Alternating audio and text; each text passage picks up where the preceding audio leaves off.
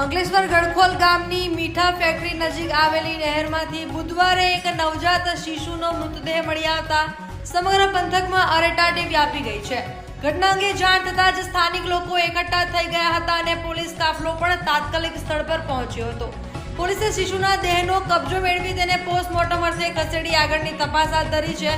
પ્રાથમિક દ્રષ્ટિએ કોઈ નિષ્ઠુર માતા કે પરિવારે પોતાની ઓળખ કે પાપ છુપાવવા નિર્દોષ શિશુને નહેરમાં ફેંકી દીધું હોવાનું અનુમાન છે.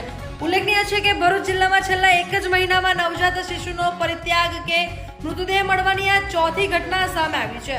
લાગલગાટ બની રહેલા કિસ્સાઓએ સમગ્ર જિલ્લાની સામાજિક ચેતના પર ગંભીર સવાલો ઊભા કર્યા છે.